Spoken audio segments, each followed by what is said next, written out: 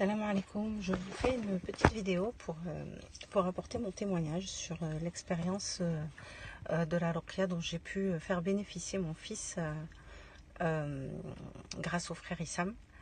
Au début, j'avais contacté le frère pour avoir un traitement pour mon fils de 8 ans qui avait fait des espèces de crises de terreur nocturne comme beaucoup d'enfants peuvent en faire. Et honnêtement, moi j'étais persuadée que c'était pas du tout un mal occulte et je voulais juste que utiliser la ruqya pour aider, pour le calmer, pour calmer ses éventuelles angoisses. Quand le frère Issam m'a dit que c'était occulte, en toute honnêteté, j'y ai pas cru au fond de moi. Mais je sais que la ruqya, dans tous les cas, c'est bénéfique. Donc j'ai appliqué son traitement à la lettre dès le début. En sachant qu'il avait aussi tiré cette conclusion parce qu'il m'avait posé d'autres questions sur les symptômes de mon fils et notamment le fait qu'il dormait mal, qu'il dormait peu, d'un sommeil léger et qu'il faisait très souvent des cauchemars.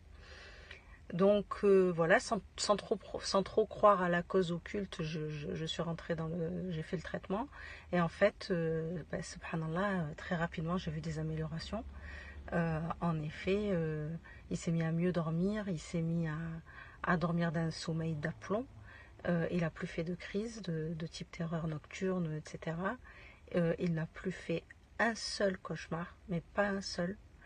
Et puis forcément, ça s'est répercuté sur son quotidien. Il est beaucoup plus vif, il est beaucoup plus concentré, il est plus joyeux aussi. Voilà, donc déjà, barakallahu fik au frère Issam pour son aide et alhamdoulilah parce que la guérison vient d'Allah toujours. Et voilà.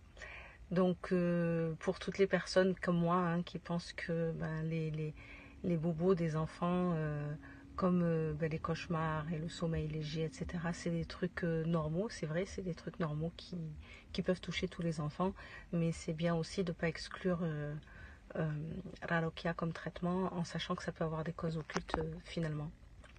Voilà. Allez, assalamu alaikum.